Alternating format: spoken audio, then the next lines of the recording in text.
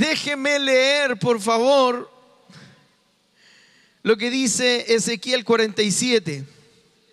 Ponga mucha atención, porque esto que vamos a leer consta de dos partes. Una parte es una visión que tiene el profeta, una visión. Diga conmigo visión. ¿Ya? Y hay una segunda parte que es una profecía respecto de esa visión. Amén. Visión y profecía es lo que el Señor va a compartir con nosotros hoy. Amén. Dice: el hombre me trajo de vuelta a la entrada del templo y vi allí que brotaba agua por debajo del umbral en dirección al oriente, que es hacia donde da la fachada del templo. El agua corría, El agua corría por la parte baja del lado derecho del templo al sur del altar. Diga conmigo, altar. Amén.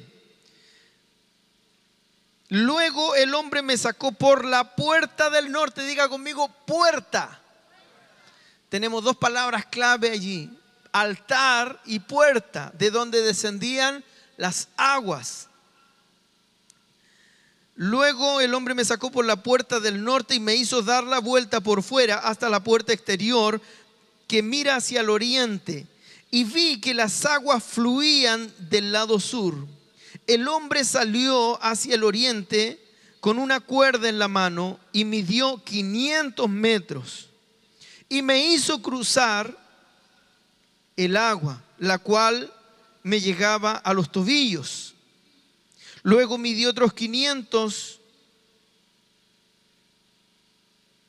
metros y me hizo cruzar el agua, que ahora me llegaba a las rodillas. Midió otros 500 metros y me hizo cruzar el agua, que esta vez me llegaba a la cintura. Midió otros 500 metros, pero la corriente se había convertido ya en un río que no se podía cruzar. Había crecido tanto que solo se podía cruzar a nado. Entonces me preguntó: ¿lo has visto, hijo de hombre? Enseguida me hizo volver a la orilla del río, y al llegar vi que en sus márgenes había muchos árboles. Y allí me dijo: estas aguas fluyen hacia la región oriental, descienden hasta el Arabá y van a dar al mar muerto. Diga conmigo, mar muerto. Cuando desembocan en ese mar, las aguas se vuelven dulces. Por donde corra ese río, todo ser viviente que en él se mueva vivirá. Habrá peces en abundancia, porque el agua de este río transformará el agua salada en agua dulce, y todo lo que se mueva en sus aguas vivirá. Junto al río se detendrán los pescadores, desde Engadi hasta Englayim, porque allí habrá lugar para secar sus redes. Los peces allí serán tan variados y numerosos como el mar Mediterráneo, pero sus pantanos, marismas, no tendrán agua dulce, sino quedarán como salinas. No como el hermano Salinas, ¿ya? Quedarán como salinas, como lugar de sal. Junto a las orillas del río crecerá toda clase de árboles frutales.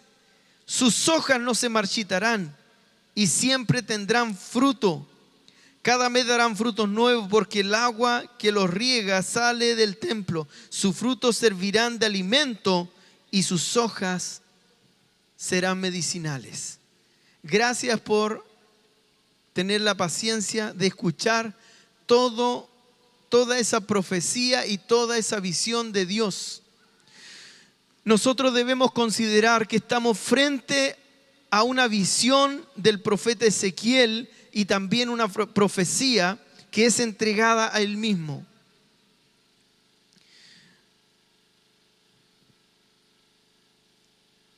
Ambos, tanto la visión como la profecía, hablan obviamente de un río. ¿Sí? Y la pregunta es, ¿qué es ese río? ¿Qué representa? ¿Qué es lo que significa ese río? Esa visión, ¿por qué tiene que ver con un río? Yo quiero saber. Ese río nace primero del altar y nace de la puerta. Jesús dijo: yo soy la puerta, y el que por mí entrare hallará pastos. ¿Sí? Yo soy la puerta, dice Jesús. Amén. Y el que entrare por esa puerta hallará pastos. Juan capítulo 10, verso 9. Todo nace en Jesús. Este río nace de Jesús, nace del altar de Jesús. Y aquí hay algo importante, hermanos. Cada vez que usted acude al altar, usted acude a los pies de Cristo. Usted no acude a los pies del pastor, usted no acude a este lugar porque es más amplio, usted no acude a este lugar solamente porque alguien lo llamó. Usted acude al altar porque acude a los pies de Cristo. ¿Cuántos dicen amén a eso?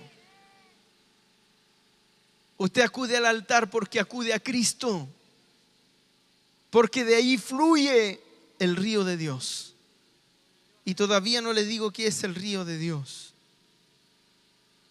También sabemos por esta profecía, por lo que acabamos de escuchar, que es muy ancho, ¿verdad? ¿Cuánto mide en total? Según lo que cuenta, son más de 2 kilómetros de ancho. El río de Dios. A Dios no se le puede medir.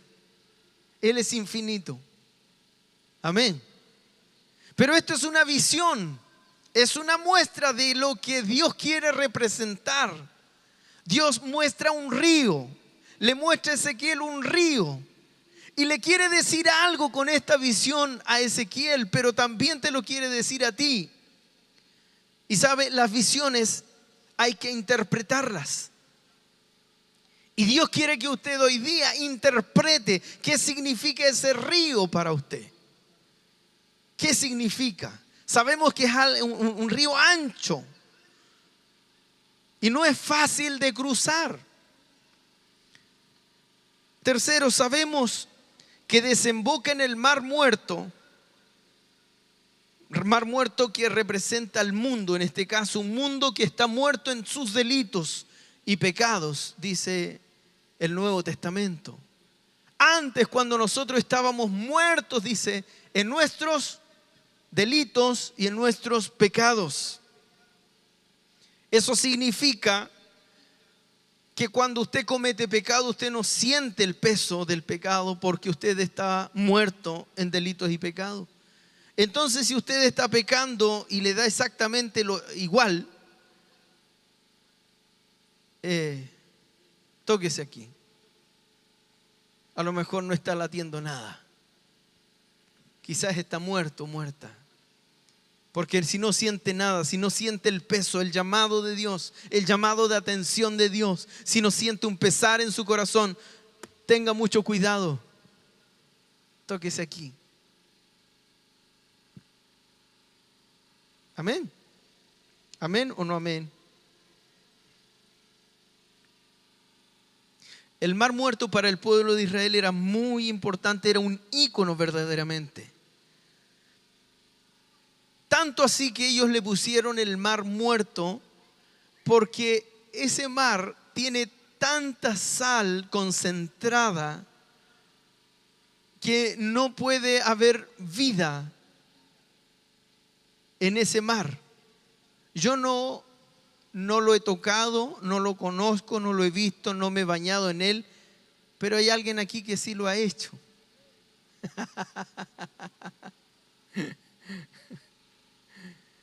Y él me contaba que él no sabe nadar, pero flotaba allí.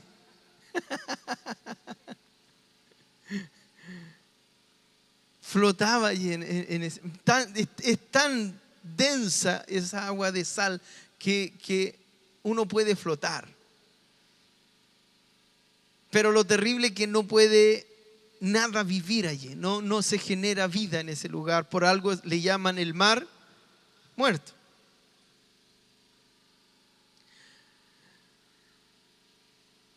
Y saben lo particular de este río, que todo lo que toca el río vive.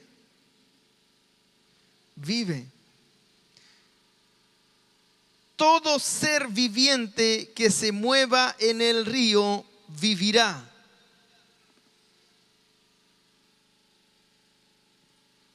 ¿Sabe? Estas aguas representan, este río representa el Evangelio de Cristo. El Evangelio de Cristo. Que fome la media visión, la media profecía, y usted me dice qué significa el Evangelio de Cristo. ¿Sabe lo que pasa? Que muchos hoy día conocen una foto del Evangelio. Conocen una pintura que alguien hizo del Evangelio. Y estudian la pintura. Y conocen la pintura, pero no conocen el verdadero río. No sé si me sigue. ¿Están aquí? Conocen una pintura. ¿Se ha fijado aquellos que estudian las pinturas de Da Vinci, por ejemplo? Y estudian milímetro a milímetro, centímetro cuadrado a centímetro cuadrado, lo estudian exhaustivamente y son verdaderos expertos en estudiar las pinturas de Da Vinci. Ellos son expertos, ¿sabe? Me da la impresión de que hoy día tenemos personas expertas en conocer detalle por detalle de la pintura que alguien hizo del Evangelio. De lo que alguien una vez le contó acerca del Evangelio. Pero no es el Evangelio. Cuando nos hablan de evangelio nos suena como a unas personas predicando en la esquina de una calle. Cuando nos hablan de evangelio, inmediatamente se nos viene a la mente una vida de restricciones, una vida llena de limitantes. Que no puedes hacer esto, si tú sigues el evangelio, no puedes hacer esto otro. Es lindo el evangelio, pero hay que saber llevarlo. Esa es la frase, se las mata todas. Es lindo el evangelio, pero ¿por qué tan joven? Si te queda toda una vida por delante, mejor cuando ya no puedas disfrutar, para cuando ya no puedas hacer absoluta. Bueno, ahí anda la iglesia como lo demás. Pero te pintaron un evangelio que no es el evangelio. Es una pintura, es un retrato, pero no es el evangelio. El evangelio es distinto. El evangelio es como el río de Dios que se mueve con potencia. El evangelio es acción. El evangelio es poder de lo alto. El apóstol Pablo dijo: yo no me avergüenzo del evangelio. ¿Y sabe por qué dijo el apóstol eso? No dijo: yo no me avergüenzo del evangelio porque el Señor me llamó, entonces como el Señor me llamó, yo tengo que seguir los caminos del Señor nomás y aguantar todo esto hasta que el Señor venga. Porque muchas veces piensan muchos hijos de Dios del evangelio de esa forma. Sin embargo, él dijo: yo no me avergüenzo del evangelio porque es poder de lo alto. Porque es poder de lo alto. El evangelio es poder de lo alto. Y hasta donde yo sé, el poder de Dios no es aburrido, no es latero, no es restringido. El poder del Evangelio es real, es verdadero y está aquí, en este mismo momento. Dele un aplauso al Señor por esa verdad tremenda, gloriosa que el apóstol Pablo escribe. El Evangelio de Dios es potencia, el río de Dios es potente. El río de Dios significa el Evangelio puro y santo del Señor. El río de Dios significa poder de Dios. ¿Cuántos dicen amén a eso? Las aguas de este río son tan particulares, hermano. No hay otro. No hay otro río como este río. Hay muchos otros ríos, por supuesto. Hay otras aguas, ríos muy parecidos, pero no hay ninguno como el río de Dios. Hay muchos otros evangelios, hay muchas otras ideas, pero ninguno como el Evangelio de Dios. El Evangelio de Dios es dinamita, es poder de lo alto. Hay cualidades que caracterizan este río. Ezequiel nos muestra cuáles son esos beneficios y cuáles son esas características que lo hacen tan particular. Primero, el Evangelio es agua viva. ¿Cuántos lo creen? El Evangelio es agua viva. No es solamente agua, el H2O. No es solamente un agua en movimiento, por favor, póngame atención. No es solamente agua en movimiento, es agua vivificante. Es agua que da vida. Es agua vivificante, es agua milagrosa. Donde corre el Evangelio hay milagros. ¿Cuántos lo creen? Donde corre el Evangelio hay sanidad. ¿Cuántos lo creen? No es solamente palabras. No es solamente ideas, no es solamente conceptos. Donde va el Evangelio hay cambio, hay transformación, hay vidas transformadas, hay vidas cambiadas, hay personas sanadas. La gente sale de la droga y no entienden por qué. La gente es sanada de los cánceres y nadie entiende por qué. Nadie se lo explica. No tiene explicación racional lo que sucede cuando el Evangelio llega a una comunidad, cuando el Evangelio llega a un hogar. No hay explicación lógica, no hay explicación racional, porque como decía el pastor días atrás, la fe está por sobre la razón. La fe no anula la razón, está por sobre la razón. El verso 9 dice: por donde corra este río, todo ser viviente que en él se mueva, vivirá. Todo aquel que se mueva en ese río, ¿entendió bien? Se mueva. En el Evangelio tienes que moverte. El Evangelio no es para estar sentado. El Evangelio no es tan solo para estar escuchando. El Evangelio no es solamente para estar mirando. El Evangelio es para que tú te muevas. Y si tú te mueves, tú vives.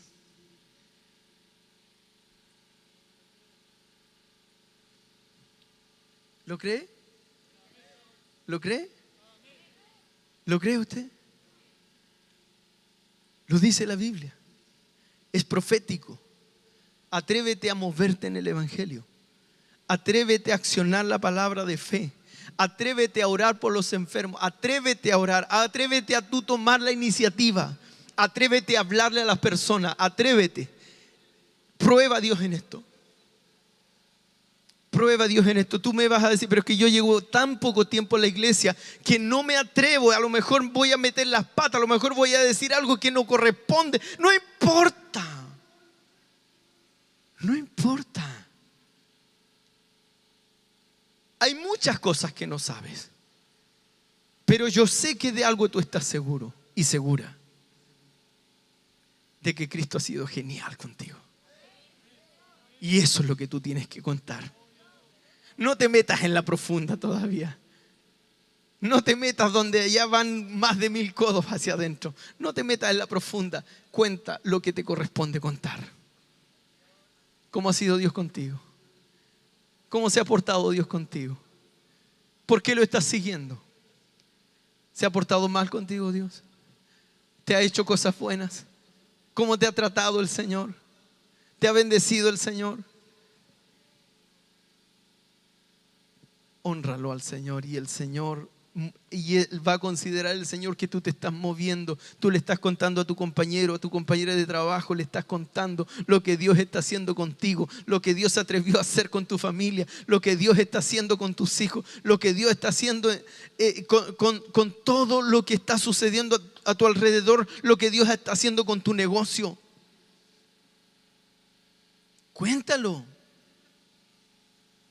Porque el que se mueve vivirá. Y fácil. Y el que no se mueve,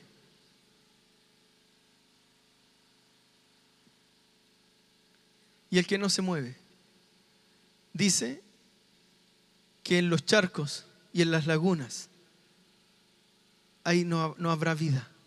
Eso morirá. Eso va a quedar para sal. ¿Sí o no?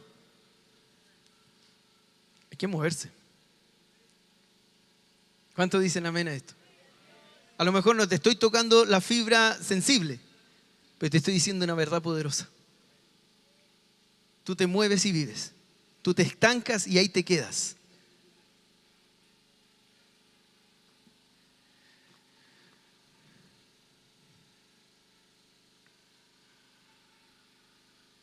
El evangelio, hermanos, es violento. El río de Dios es violento. ¿Cuántas veces hemos escuchado en las noticias que los aluviones arrasan con todo? Cuando el río se desborda, hermano, es algo sorprendente, es algo terrible muchas veces, es algo violento. Diga conmigo, violento. Voy a ponerme violento, diga. No, pero con convicción. Ponga cara de feo, así cara de malo. No cara de feo. Ponga cara así de violencia. Cara malo, así, cara y pato malo. Ya, lo dije. Voy a ponerme violento, diga. Pero más convicción. Voy a ponerme violento. Ay. No, ahí nomás. Dejémosla ahí mejor, no. Mateo capítulo 11, verso 12 dice: desde los días de Juan el Bautista hasta ahora, el reino de los cielos ha venido avanzando contra viento y marea, y los que se esfuerzan logran aferrarse a él. El evangelio ha venido arrasando desde los días de Juan el Bautista. Ha venido avanzando, ha venido arrasando contra todo lo que se le cruza por el camino. El evangelio no es algo tímido, hermano querido. El evangelio no es algo tímido. El evangelio es algo violento, y los violentos lo arrebatan. Si va a aplaudir, póngale bueno, por favor.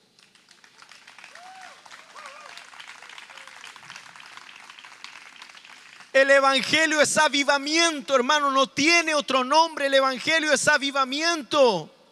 Un evangelio que no signifique avivamiento en un lugar. Si usted está diciendo que lleva el evangelio a un lugar y no va con esa fuerza, no va con esas características de avivamiento, ¿sabe lo que usted está haciendo? Usted le está llevando una foto a las personas. Usted le está llevando una foto del evangelio, pudiendo tener el río verdadero. Usted le está llevando una foto a esa persona.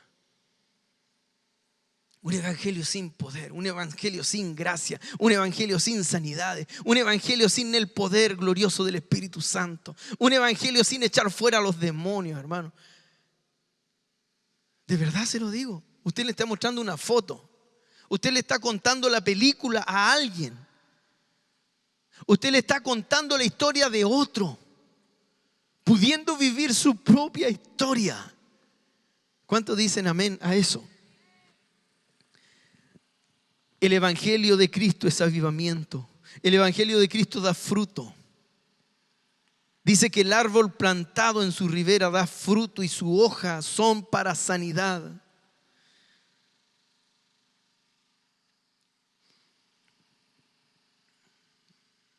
Los frutos son muy ricos. ¿Sí?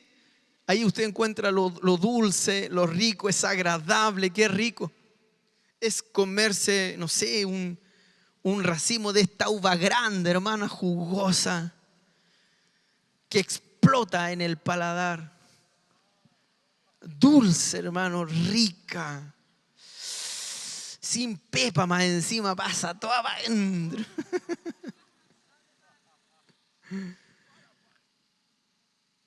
Pero dice que también las hojas de estos árboles son buenas y son buenas las hojas, ¿no? ¿O son amargas? ¿Cuántas hojas se comió hoy día? De un árbol. ¿Ha comido hojas de árboles? La Biblia dice que las hojas de estos árboles son para sanidad. Esos árboles son cada uno de ustedes, que tenemos que dar fruto, fruto agradable, amén. Fruto agradable. Esos son tus líderes que te dan fruto agradable. Amén. Simpático, gracioso, buena onda, ¿cierto? Buena onda, ¿no? Con el pastor Carlos la tenemos toda porque es buena onda el pastor Carlos. El pastor Carlos también tiene hojas. ¿Sabe lo que significan esas hojas amargas? Que también tenemos que disfrutar, degustarlas, ¿no? ¿Sabe lo que es? Eso es lo que no nos gusta. Nunca nos han gustado los remedios, nunca nos ha gustado la medicina. Sobre todo esas medicinas naturales, ¿cómo son? Amargas las cuestiones, mientras más amarga, más efectiva. El natre, hermano, el natre dice que tiene unas propiedades, más propiedades que otras cosas. Mientras más amargo, más propiedades parece que tuviera, ¿cierto?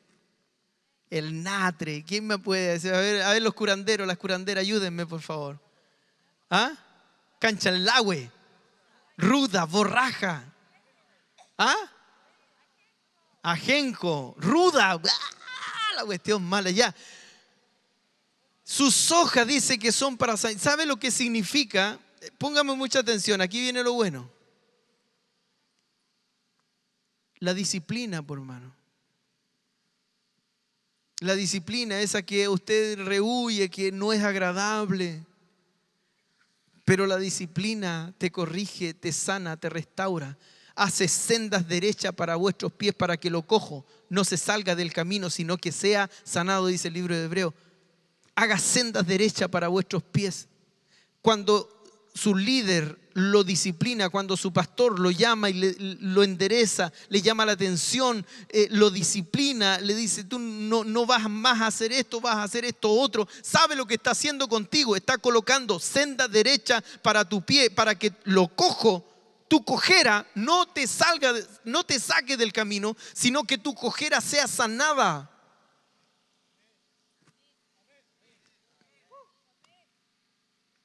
Y eso te va a producir gozo a la larga. En el minuto te va a provocar tristeza, vas a patear la perra, que en griego significa, ¿cierto?, desmotivarse, ¿no?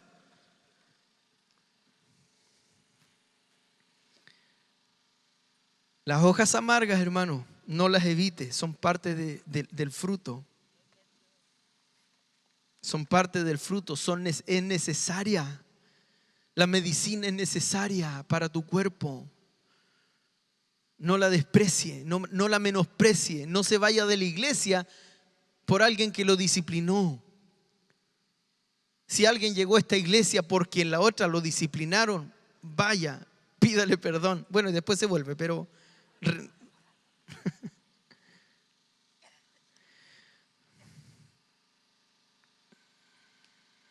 Segunda cosa que nos muestra este río, que es algo maravilloso, que realmente fue un impacto en mi corazón. Usted se dio cuenta, y eso es lo complicado de entender, que al principio, ¿cierto?, mide 500 metros y el agua le llegó hasta las rodillas. Después saca la cuerda, mide otros 500 metros y el agua, ¿dónde le llegó? A la rodilla. Otros 500 metros y el agua le llegó a la cintura. Otros 500 metros y ya no se podía hacer nada, solamente nadando se podía atravesar ese río. ¿Qué significa esto? Algo maravilloso. ¿Por qué no lo sumergió de inmediato? Si es el río de Dios, mientras más profundo y mientras más al tiro nomás, un piquero y listo. Conoces el río de Dios a las buenas y primeras. Alguien dijo proceso. Sí, tiene que ver con eso. Porque para Dios es necesario que tú conozcas el Evangelio desde lo básico. Diga conmigo, desde lo básico. Debo ser humilde y conocer el Evangelio desde lo básico. Desde lo básico. ¿Sabe? Cada etapa del crecimiento tiene cosas maravillosas. Yo quiero hablarle a los niños, a los juveniles, que tienen tantas ganas de crecer. Que no hayan las horas de salir del colegio y de trabajar, ganar su propia plata. Sí, es rico, es bueno. Esfuércense por eso. Pero siempre yo, si volviera el tiempo atrás, disfrutaría mi niñez. La disfrutaría porque mi niñez y la niñez tienen cosas lindas, cosas buenas. Volvería a mi adolescencia y disfrutaría mi adolescencia. Bueno, mi adolescencia tuvo cosas buenas, bien buenas. Mi juventud también no me quejo, hermano, lo pasé súper bien. Pero rico disfrutar cada etapa. Y alguien puede complicarse porque pasó los 40. ¿A quién? A alguien le celebramos los 40 años hace poco, pero no voy a decir a quién, pero qué rico es tener 44 años, hermano. Jugar de igual a igual con cabros de 18.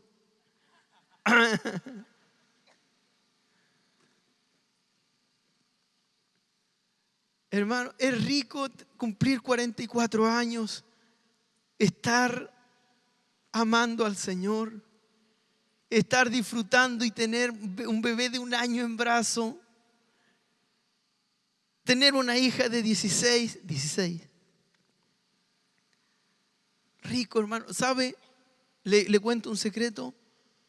Estoy disfrutando a Concho mis 44 años. De verdad que sí. Peino canas y lo disfruto. Y digo, qué rico. ¿Sabe por qué? Porque el Señor me ha enseñado a disfrutar cada etapa de mi vida. Y sabe, en el Evangelio, cada etapa es hermosa. Cuando yo llegué al Evangelio, cuando yo llegué a Cristo, fue una etapa muy linda, hermano, muy linda. Era donde no me daba sueño, eran las 3, 4 de la mañana y el hermano que le tocó discipularme, la suertecita que tuvo, le tocó al más preguntón de todo, le preguntaba, y yo me acuerdo de las preguntas que le hacía, eran tan tontas mis preguntas, y él tenía la bendita presencia de explicarme paso a paso, y yo sentía que él disfrutaba explicándome paso a paso lo que yo le preguntaba.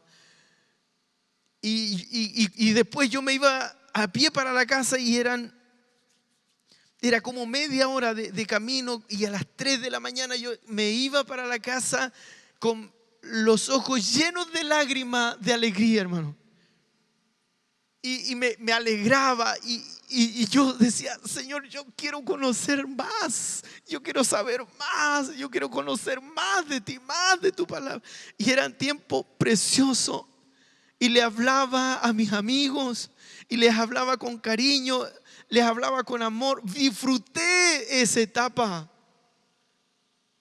Disfruté esa etapa. Disfruté la etapa cuando por primera vez me dijeron que tenía que predicar, hermano. ¡Ah! Yo no sé si alguien habrá tenido buena experiencia con su primera predicación, pero la mía no fue la excepción. Yo, en buen chileno, guatié con mi primera prédica. Según yo lo iba a hacer maravillosamente bien, pero no, me fui para abajo. En menos de 2 minutos dije todo lo que tenía que decir y se me acabó la prédica. Según yo iba a estar media hora allí parado, pero a los 5 minutos quería puro bajarme. ¿Y qué estoy haciendo aquí? No tengo nada más que decir. Pero sabe, disfruté ese tiempo. Disfruté ese tiempo. Dios cree que es necesario que tú conozcas el Evangelio desde lo básico. Cada etapa de crecimiento tiene cosas maravillosas. El apóstol Pablo en Gálatas capítulo 6, verso 1 nos enseña, nos dice enseñanzas elementales. Dice que debemos, habla de los rudimentos, los primeros rudimentos. Y él les dice, ustedes han aprendido acerca de Cristo, acerca del arrepentimiento de las obras muertas, acerca de la fe en Dios, acerca de las instrucciones sobre el bautismo, acerca de la imposición de manos, acerca de la resurrección de los muertos, acerca del juicio eterno. ¿Y sabe cómo lo llama el apóstol Pablo? Primeros rudimentos. Me gustaría que nos hicieran una prueba acerca de eso. ¿De cuánto? Y para él ya eso eran primeros rudimentos. Eso era lo básico que un cristiano debía saber.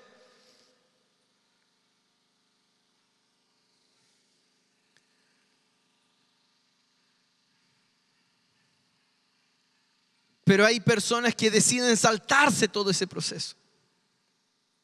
Y van de congreso en congreso buscando la última chupada del mate, pero ni siquiera han degustado lo básico. Ni siquiera han caminado este río hasta los tobillos. Ni siquiera hasta los tobillos. Pero no, quieren pegarse el salto y zambullirse. Pero dice el apóstol Pablo que tales personas son llevados por todo viento de doctrina, hermano. No están preparados, no están capacitados, no han sido fortalecidos en lo básico.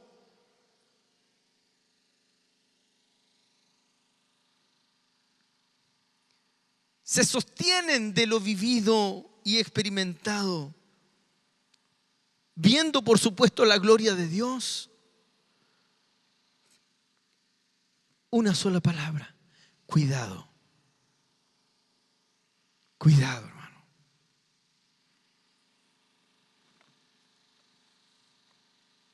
Cada etapa del crecimiento es maravilloso y debemos disfrutarlo. Viva su descubre. Haga su escuela del discípulo.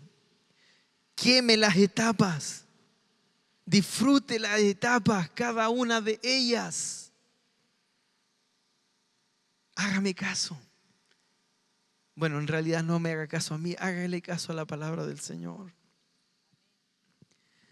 Disfrute el río de Dios. Dios te muestra un destino, pero ¿sabe la gracia de los destinos de Dios? Que el camino para llegar a ese destino es maravilloso. Es maravilloso.